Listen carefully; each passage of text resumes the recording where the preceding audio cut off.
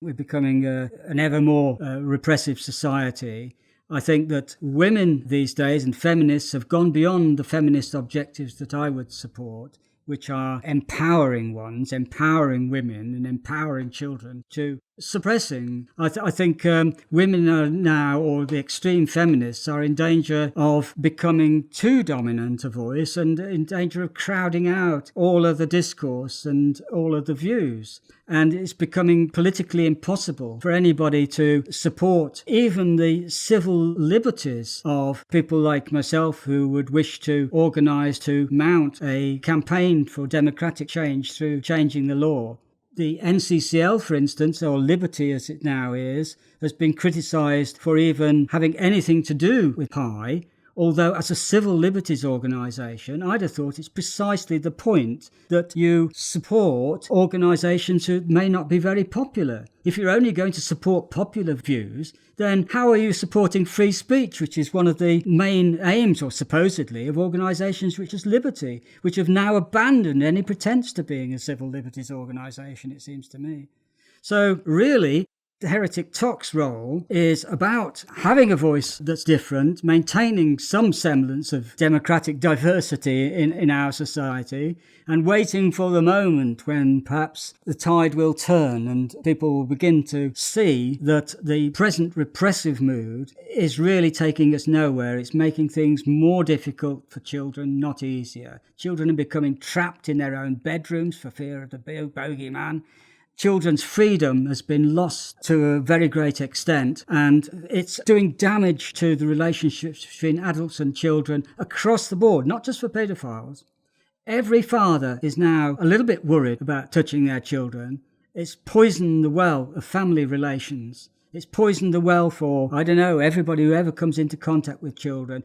Teachers are terrified of being accused of sexual abuse. It is a kind of witch thing of our times. I hesitate to use the phrase a witch hunt because it sounds such a cliche, but I'm afraid there's something in it, in the spirit that's abroad at the moment, that it's being hunted down everywhere. Oh, he must be a paedophile, Ex-cabinet ministers and so forth are being made to account for themselves. Everybody's running scared. This is a dreadful, poisonous atmosphere that we've got ourselves into.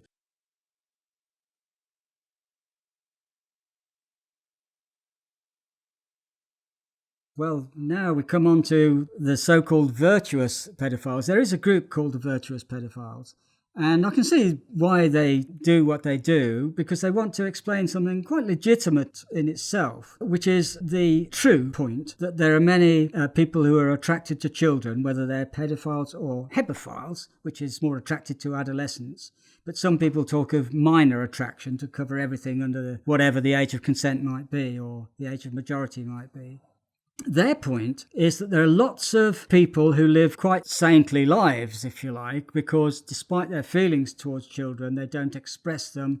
Not only do they not express them, but they do not ask for the law to be changed. They feel it's wrong, morally wrong, to have sex with children in any way, shape or form. And so they believe in celibacy and believe that they should just do their best to, see a psychiatrist or whatever, get some kind of help as they would see it. And they think that for whatever reason, the sexuality that is natural to them needs to be stamped out or suppressed. And so they see themselves as good paedophiles. That's why they call themselves virtuous. Yes, there are lots of people who do restrain themselves, and it is difficult. So I can sympathise to a degree and understand why they would wish to brag about why they should wish to burnish their halos in public. However, I find them just about the most irritating people I can possibly think of as enemies, because they're certainly no friends of my kind of thinking, because they set themselves up as the good guys and they cast people like myself as the bad guys because we refuse to join them in their self-loathing, if you will, their self-suppression. And I think that with their idea of virtue are merely trying to ingratiate themselves to the wider society, while also colluding with the oppressive atmosphere, which is not good for children. It's certainly not good for children, for instance, who do have sexual contact with each other, Because I don't know whether you know, but it was recently mentioned on the national publicity, there are now 1/3 of the sex offenders who are on the sex offender register are under 18 themselves. And of those, I think it's a substantial percentage, 6 or 10%, something like that, I can't remember the exact figure now, who are below their teen years. So we're talking about not just adolescents, we're talking about children who are being condemned as sex offenders. And their lives, effectively, their futures are being more or less wrecked and constrained by being identified as sex offenders when the relationship they are likely to have had, to put it no more strongly, is one of simply exploration and sexual intimacy with others more or less their own age, in which there hasn't necessarily been an abuser and an abused.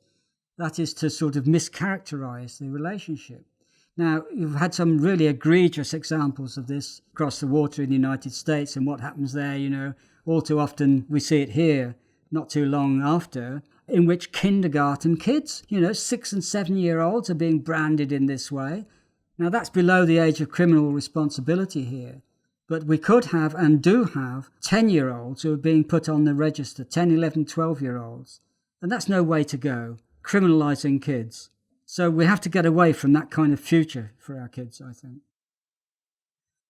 I do know of a good many cases, and they are reported upon, in which children have grown up to say they felt some benefit from their early experiences. I've already cited one, that of Heinz Kohut, and I could give many more, which tend to be not talked about much now. They're away in obscure memoirs and things like this, but they exist. But they're just not the voice which comes out in the narrative which is publicly acceptable.